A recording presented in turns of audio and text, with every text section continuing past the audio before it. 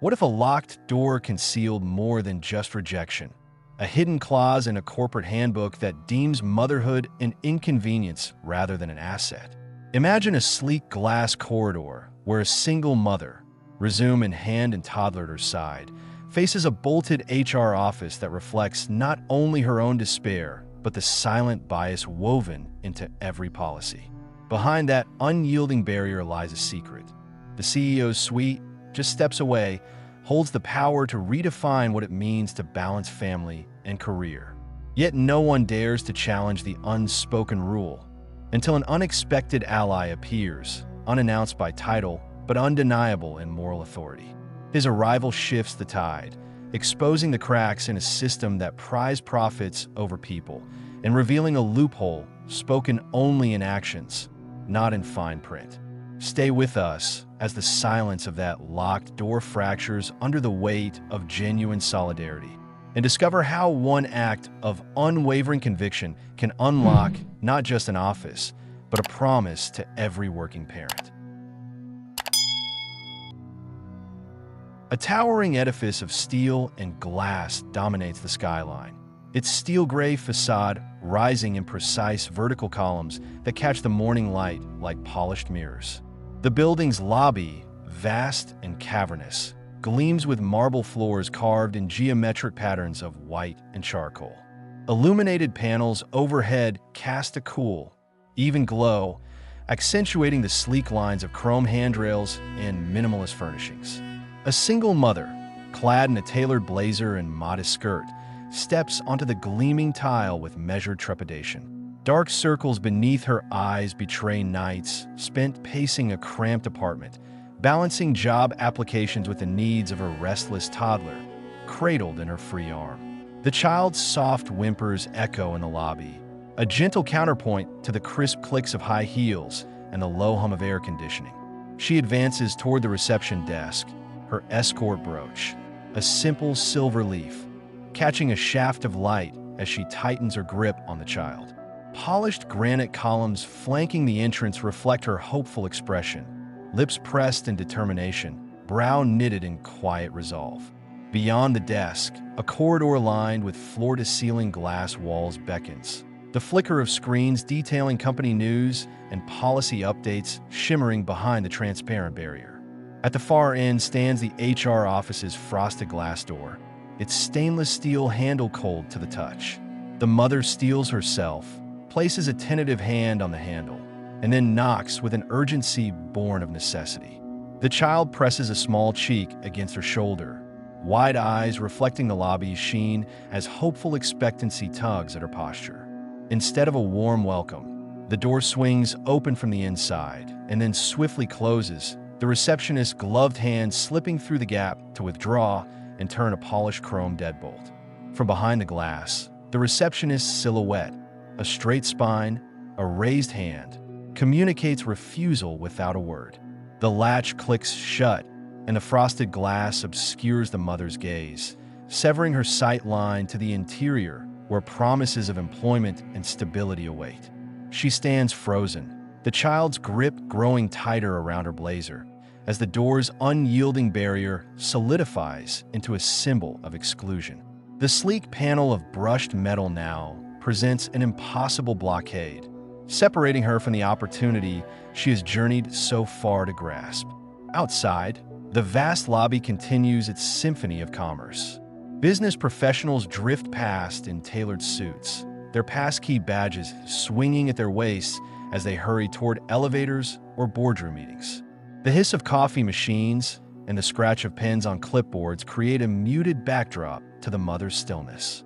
Her reflection in the glass walls captures a moment of stark contrast, poised architectural perfection versus the raw vulnerability of a parent seeking work to feed her child.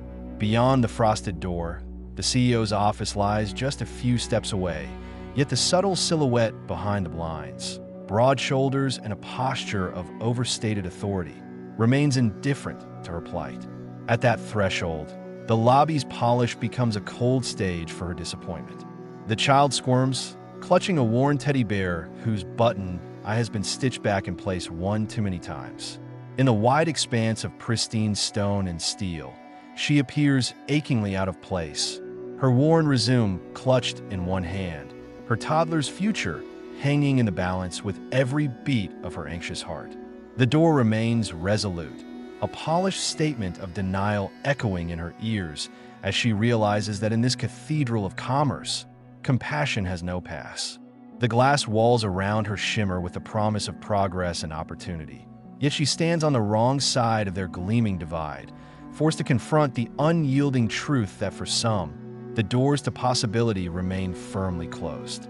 In the dim glow of a single desk lamp, the one-bedroom apartment reveals every corner of its modest dimensions. A kitchenette occupies one wall, its counter strewn with mismatched dishes and the remnants of a hurried breakfast. Across a threadbare rug, baby toys lie scattered in small clusters, bright plastic rings, a soft fabric book with frayed corners, and a wooden duck whose paint has chipped over countless play sessions. At the small dining table, illuminated by the lamp's warm circle of light, a young mother stands with tired composure. She moves with practiced efficiency, spooning rice and shredded chicken into a divided plastic container, her movements precise despite the weight of exhaustion that tugs at her shoulders. Nearby, a stack of unpaid bills peeks from an open envelope, the edges curling from repeated handling. The sight of them sends a familiar pang through her chest, a reminder that every dollar counts and that tomorrow's rent still hangs precariously in the balance.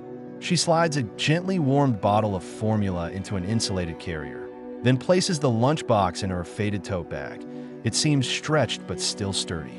At the edge of the table, she sets out her resume on crisp, white paper, typed in a professional font, with carefully chosen bullet points that highlight her skills in administration, budgeting, and client relations.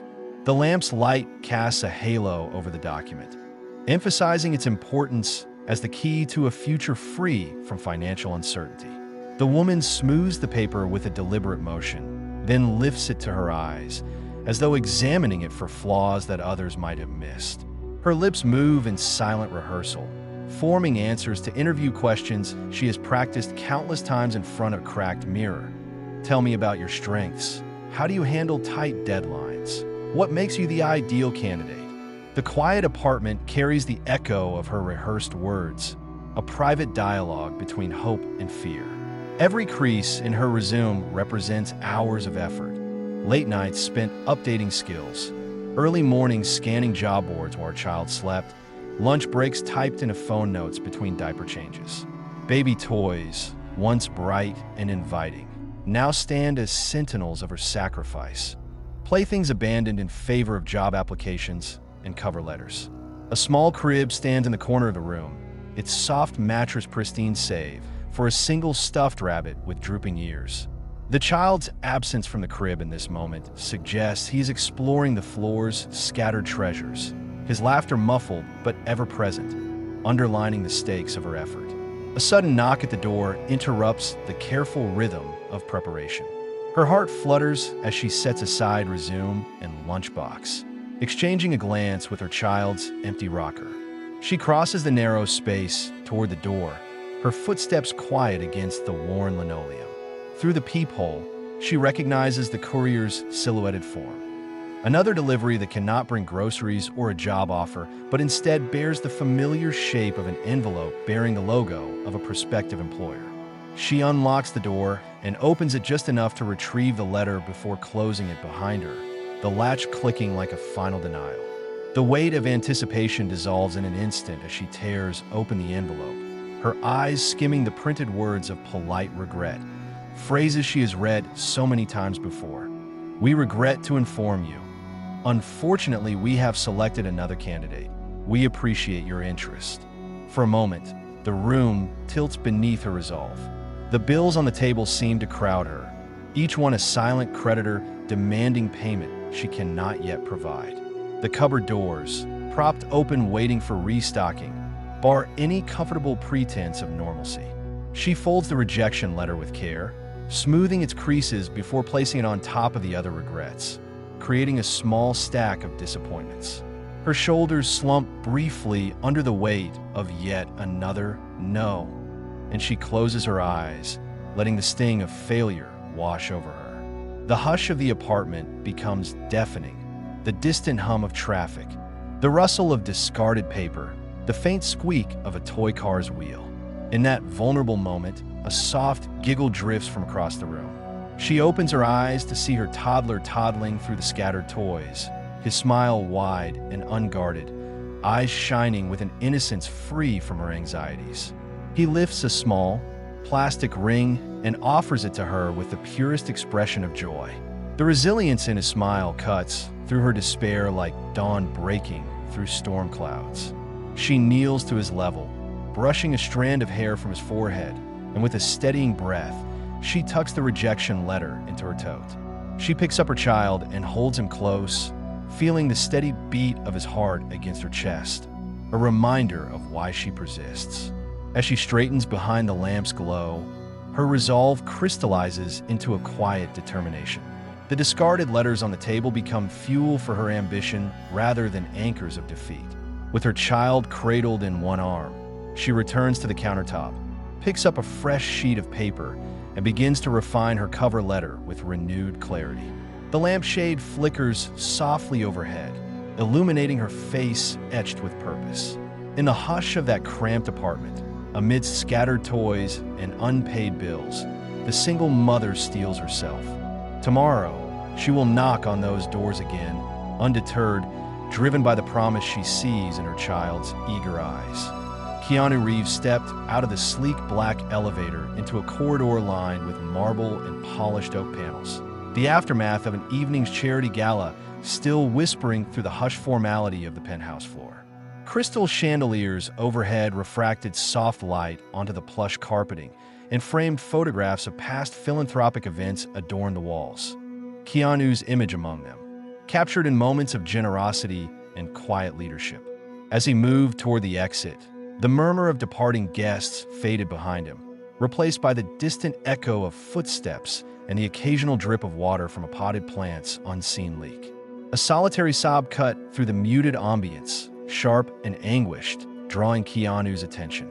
He paused, instincts sharpening, and followed the sound down a dimly lit side corridor where the regular glow of office hours had long since surrendered to the after-hours hush. Doors of polished glass bore company logos, but one in particular, the HR department's sliding panel, held firm and silent. The sobbing had ceased. Only a faint tremor remained, echoing from within the locked room. Reeves approached the door, reading the tension in its immovable gleam as clearly as any signpost. Without hesitation, he placed his hand on the cool metal edge and slid the door open with a practiced motion born of precision rather than force. The latch yielded, and he stepped into a cramped reception area where the overhead lights glowed brighter. A young receptionist, startled by the unexpected entry, recoiled and rose from behind her desk. Keanu offered a brief nod, his calm presence diffusing any impulse to protest. He motioned with a gentle sweep of his arm to the console, and she silently stepped aside, understanding that here was a visitor whose authority was neither questioned nor explained. Beyond the reception desk, a hallway of frosted glass partitions led to executive suites. Reeves moved with quiet confidence, strides measured and purposeful, heels clicking in a steady rhythm on the hardwood floor. He passed clusters of security personnel and mid-level managers lingering in small huddles, their muted conversations faltering as they noticed his approach. In that moment, his reputation, the actor humanitarian known for hands-on involvement in disaster relief and private interventions, cast a hush over the throng. Without a word, they parted to create a path. At the end of the hallway, the CEO's suite awaited behind glass doors etched with the company's insignia. Reeves paused briefly, checking his reflection in the glass. The tailored dark blazer, softened by unassuming denim trousers, a look chosen neither for luxury nor flamboyance, but for unadorned sincerity. He pushed open the doors, revealing the expansive corner office beyond. Floor-to-ceiling windows showcasing city lights, a dark mahogany desk strewn with folders and digital tablets, and behind it a high-back chair, now turned away from the entrance. Reeves crossed the threshold without fanfare. The hush deepened as the remaining staff in the entryway held their breath. At his approach, the chair turned to reveal the CEO's silhouette. Broad shoulders framed by the window's glow, staff members clustered behind him in the office's periphery. Reeves's calm gaze swept the room, acknowledging each witness with gentle poise. There was no anger in his stance, no raised voice or pointed finger, only the unmistakable aura of someone poised to correct an injustice. The receptionist, lingering at the door, watched as Reeves reached into an inside pocket and withdrew the single mother's resume, printed on crisp white paper. He stepped forward, placing the document on the desk with measured deliberation. The CEO's gaze fell to the resume as Reeves withdrew his own hands, giving space for the paper to speak. In that silent exchange, the tone shifted. The CEO, momentarily deflated from his earlier dismissiveness, recognized the gravity in Reeves's composed expression and the quiet conviction that his presence imparted.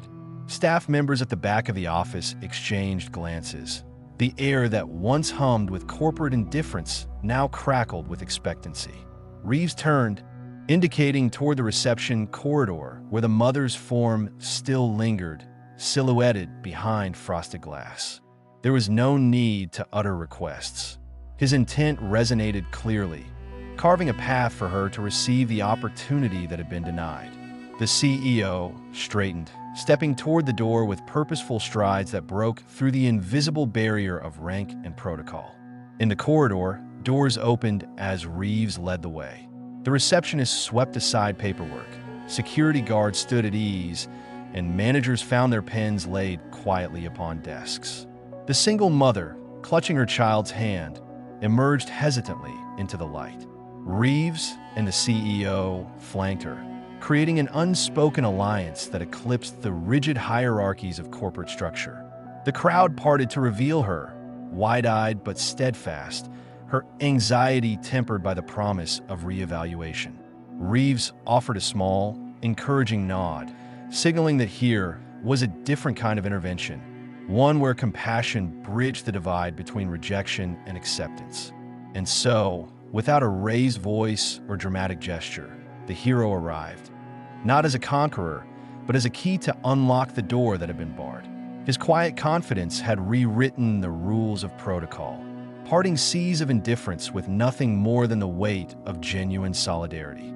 In that subdued corridor, the corridor of closed doors and hardened hearts, one man's presence became the catalyst for a fresh start, a silent testament that sometimes the most decisive action is the one spoken only through unspoken support. The glass-walled boardroom, perched atop the corporate tower, offered a panoramic view of the city skyline, its mirrored surfaces reflecting both the sprawling urban grid and the ambition contained within these walls. Inside, a massive oak table stretched between polished chrome supports, flanked by high-backed leather chairs occupied by board members and senior executives whose expressions ranged from curiosity to thinly veiled impatience. Papers and digital tablets were arrayed before them. Muted LED screens displayed quarterly metrics, growth projections, and the company's strategic vision, none of which accounted for the human costs suffered by those marginalized outside these doors. At the head of the table stood the CEO, posture rigid and eyes narrowed beneath the soft glow of suspended pendant lights, prepared to defend the status quo that had preserved profitability above all else. Keanu Reeves entered without hesitation, his presence at once familiar and unexpected among these suited figures. He wore the same unassuming blazer and dark denim that had escorted him through the marble lobby, signaling neither conformity to corporate dress codes nor defiance of them, but rather a neutral authority born of moral clarity. In his hand, he held a single folder, the applicant's resume, neatly bound and emblazoned with her name alongside credentials that should have spoken louder than any refusal. Reeves paused at the threshold, allowing the assembly a moment to register his arrival, then crossed the room in measured strides, each footstep a statement of intent that rendered the whispered murmur of executives obsolete. At the CEO's side, Reeves placed the folder on the table and let it remain unopened, the weight of its significance enough to draw all eyes. Board members shifted in their seats, the hiss of leather and the rustle of paper punctuating the silence. Reeves's gaze traced the polished glass walls, meeting reflections of scrutiny and doubt, before returning to the CEO with unwavering resolve. Without ceremony, Reeves unhooked the folder, flipped it open, and drew out the resume. His fingers paused on the top page, then slid down to highlight the applicant's years of administrative excellence, mastery of project management software, and her track record of leading cross-functional teams under tight deadlines. Beneath her qualifications lay a single bold line: single mother of a 2-year-old, seeking stable employment to support both her child and the broader community of working parents. In the quiet that followed, Reeves laid the resume flat and tapped lightly on the single mother's employment history, each tap accented by a subtle shift in the boardroom's atmosphere. Digital screens displayed parallax shifts of her achievements, visually aligning her expertise with the company's own segmented success metrics. Reeves then produced a concise list of statistics detailing the systemic barriers faced by working mothers: wage gaps, high turnover rates due to inflexible schedules, and the broader economic impact of underutilized talent pools. The numbers glowed in sharp white against a dark background, echoing the urgency of an injustice often glossed over in quarterly reports. As the data unfolded, Reeves's calm authority lent each statistic a human face, weaving together a narrative that transcended balance sheets. This was not merely about one job position, but about corporate responsibility and the latent potential of a workforce denied its full complement of contributors. Board members glanced at one another, and the CEO's face tightened as Reynolds's earlier defensiveness gave way to the creeping weight of peer pressure. Investors and department heads, whose own reputations hinged on social equity initiatives, now felt their commitments tested by the unassailable logic Reeves presented. The CEO rose from behind the table, sleeves rolled back to reveal silk-lined cuffs, and paced to the floor-to-ceiling windows. Across the cityscape, the morning sun reflected off neighboring towers, casting long shadows that mirrored the metaphorical shadows the company had long avoided acknowledging. Reeves stepped beside him, maintaining a respectful distance, letting the ambient light underscore the gravity of the moment. As minutes passed, the CEO absorbed Reeves's unwavering posture and the clarity of his arguments. Trade show banners visible outside the room proclaimed the company's dedication to innovation and community, yet their sincerity now rang hollow without concrete action. The CEO inhaled deeply, hands brushing the glass surface, and turned back toward the board. In that pivot lay the turning point, a recognition that conviction wielded by principle rather than position could shape corporate policy more profoundly than any mask of hierarchical authority. He nodded slowly, the gesture resonating through the gathered executives as a silent decree to reevaluate. The CEO cleared his throat and stepped forward to address the dossier on the table. Reeves motioned with an open palm, inviting him to embrace the evidence laid bare. The CEO traced a finger across the resume once more, then sealed the folder with a crisp snap. In the collective hush that followed, the weight of past refusals and systemic inertia began to lift. Executives exhaled as if awakening from a tightly held breath, and screens slid back to the company's employee portal, where the mother's application now awaited the final approval. Reeves released the room, his steady gaze lingering on the CEO's resolute posture, and retreated to the entryway as wordless applause of shifting protocols echoed in the boardroom's newfound openness. In the wake of his departure, chairs scraped quietly, and soft conversations swelled as the executives prepared to transform policy into practice. The mother's resume, once dismissed with a locked door, now stood poised for acceptance among these leaders. Through Reeves's conviction and the compelling clarity of an overlooked candidate's worth, the tide of indifference had shifted, reshaping not only one application, but the trajectory of countless lives tethered to the promise of equitable opportunity. She followed Reeves through the polished glass doors of the HR suite, her heart pounding with a mixture of disbelief and cautious hope. The reception area, once a cold threshold of rejection, now felt charged with anticipation. Sunlight filtered through floor-to-ceiling windows, casting streaks of warmth across the gleaming tile floor and illuminating the crisp lines of company brochures neatly stacked on the corner table. The receptionist, who had locked the door just hours before, offered a tentative smile and nodded toward the inner office. Reeves's calm presence parted the last barriers of formality, and a single mother stepped forward, her toddler clinging to one hip while her free hand clutched a small tote containing the hopeful sleeve of her resume. The HR manager rose from behind her desk, her surprised expression melting into genuine relief as she recognized the woman returning under different circumstances. Stacks of file folders and a blinking computer terminal populated the desktop, each folder representing an applicant's story, but none as urgent as this one. Reeves set down the woman's resume on the desk, its pages now bearing the weight of his endorsement. The CEO, standing behind the HR manager with sleeves rolled back in a gesture of humility, extended his hand toward the mother. His posture was uncharacteristically open, and in his eyes shone an unspoken apology for the earlier dismissal. A single nod conveyed both regret and resolve, as he signaled that the position was now hers to claim. Across the office, recruiters witnessed the exchange, their eyes widening as newsbook notifications popped up on their screens. Offer extended to single mother candidate. Contract pending signature. The woman approached the adjacent desk where a freshly printed employment agreement lay ready, its surface gleaming under the overhead lights. A pen balanced on its cap awaited her signature, the final step in a journey defined by perseverance. She took a deep breath, her child snuggled comfortably against her shoulder, and pressed the pen to paper with a deliberate stroke of commitment. The paper crinkled softly as she completed her name in flowing script, each letter of victory over doubt and displacement. In a seamless montage, the scene shifted through a series of crisp visuals. The HR manager routing the signed contract to finance for immediate processing, an IT specialist setting up a workstation with a gleaming laptop and access badge, and a facilities attendant preparing a modest but welcoming office nook, potted plant, framed company values poster, ergonomic chair.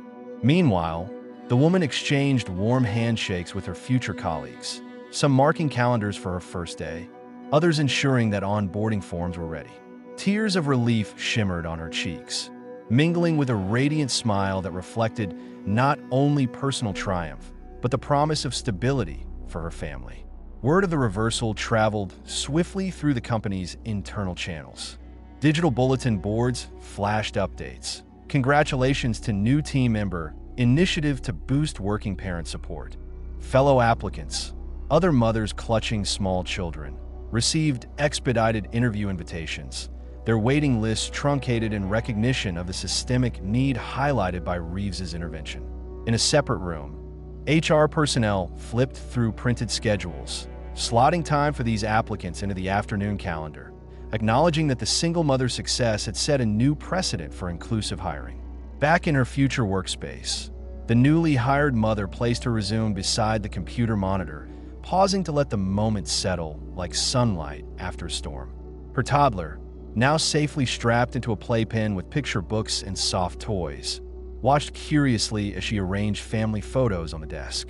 The gentle hum of office life resumed around her, phones ringing with client inquiries, keyboards tapping in collaborative rhythm, and the distant murmur of department heads discussing upcoming projects. Yet within this orchestrated bustle, a buoyant energy pulsed, a belief that here, compassion and opportunity had converged to forge a new path forward. Down the hallway, Reeves slipped away as quietly as he had arrived, leaving behind a trail of changed hearts and altered policies. In the HR office, the mother closed the contract folder and placed it in her tote, turning to face the CEO and Reeves's vacant spot where he had stood. She straightened her posture, her shoulders squared with newfound confidence. Around her, colleagues offered congratulations and gestures of solidarity, forming a circle of support that emphasized the lesson learned. When barriers fall, doors open not only for one, but for many. In that moment, the skyscraper's lobby outside reflected more than steel and glass. It mirrored the resilience of those who strive against adversity and the enduring power of an act of solidarity to reshape corporate culture. The single mother adjusted her blazer, took her child's hand, and walked forward into her new career with the surety that her struggle had not been in vain. The office doors closed behind her, but the ripple of her success continued to expand, turning what once was a locked portal into a gateway of opportunity for all who dared to try again. Weeks after the pivotal contract signing, the corporate lobby had transformed into a vibrant festival of color and camaraderie. Streamers of pastel ribbons fluttered from the soaring ceiling, and banners declaring Working Mother's Day draped across polished marble columns. Rows of folding chairs faced a makeshift stage, where a sleek podium stood ready beneath a backdrop of soft pink and blue drapery. Dozens of women, each accompanied by a child clutching a stuffed toy or small drawing, gathered in clusters, their faces alight with laughter and shared relief. The air thrummed with the excited murmur of conversation, a tapestry of accents and stories woven together by a common thread of newfound possibility. Tables along the perimeter displayed colorful cupcakes, fruit platters, and donation jars for childcare scholarships, all arranged by volunteers from the company's employee resource groups. A photo station offered instant prints of mothers and children posing beneath a heart-shaped frame, the resulting smiles captured as keepsakes of this celebratory day. At the lip of the stage, a small group of junior executives adjusted microphones and readied notes, preparing to introduce speakers whose voices would carry the message of the event. Empathy as a business imperative. In the center of this jubilant scene, the single mother who had once faced a locked HR door stood with her toddler held triumphantly overhead. The child's giggles echoed through the marble hall, drawing admiring glances from the assembled crowd. The mother's eyes, once shadowed by worry, now shone with pride and gratitude as she scanned the room of faces. Women who had received expedited interviews, women now employed in roles ranging from marketing to IT, all energized by the ripple effects of her moment of intervention. She spotted Reeves standing to the side of the stage, his posture relaxed and supportive, his gaze reflecting satisfaction at witnessing lives transformed by a single act of solidarity. At that moment, the CEO ascended the stage to polite applause. The crowd hushed as he positioned himself at the podium, clearing his throat in a gesture that signaled the significance of the day. Behind him, a giant projection displayed the company's logo alongside the slogan "Opportunity for All," the words underscoring a commitment that had once been merely aspirational but was now woven into the company's fabric. The CEO's speech, delivered with genuine warmth, recounted the journey from closed doors to open hearts. He acknowledged the courage of the single mother and praised Reeves's decisive support, emphasizing that compassion could be as strategic and transformative as any market initiative. As he spoke, Reeves remained in the front row, offering a subtle nod to each mother seated nearby. Their applause swelled in gratitude not only for the employment they had secured, but for the broader message that corporate policy could and should reflect the humanity of its workforce. Behind the audience, children clustered near windows, their laughter rising as they chased one another in the sunlit atrium, their carefree joy a testament to the stability now afforded their families. Following the CEO's remarks, the single mother was invited onto the stage. Reeves stepped aside, allowing her to stand at the podium, toddler in one arm and resume in the other. Though words failed her momentarily, her presence spoke volumes. She raised her child in a gesture of triumph, and the audience rose in a spontaneous standing ovation. Cameras flashed, capturing the image of a mother whose perseverance had ignited a chain of compassion that reached every corner of the organization. After the formal ceremonies, the crowd dispersed into workshops on balancing parenting and professional development, networking tables for hiring managers and applicants, and mentoring sessions on UPS. Reeves circulated among the groups, sharing quiet words of encouragement and posing for photos with grateful mothers. The single mother joined a circle of new colleagues, exchanging contact information and offering to support the next wave of applicants through mock interviews and resume clinics. As the afternoon light slanted through the glass walls, painting the lobby in golden hues, the event drew to a close with a final act of solidarity. The CEO, Reeves, and the mother together releasing dozens of pastel balloons into the atrium's upward draft. The balloons hovered momentarily before ascending through the atrium skylight, vanishing into the sky above the city. In that silent ascent lay the promise of continuing compassion, each balloon a symbol of lives uplifted and opportunities realized. In the hushed aftermath, the lobby settled into a warm glow of accomplishment. Volunteer teams began dismantling decorations, yet the spirit they had created lingered in every corner. In the quiet exchanges between working mothers, in the determined handshake of a new hire, in the hopeful gaze of a toddler clutching a cupcake. From the single door that had once been closed, a wave of change had rolled through the corporation, redefining its culture and reinforcing the profound truth that acts of empathy can be as contagious and powerful as any business strategy. In that sunlit hall, the chain of compassion glowed with enduring strength, a testament to what can happen when one person's advocacy sparks a movement of many.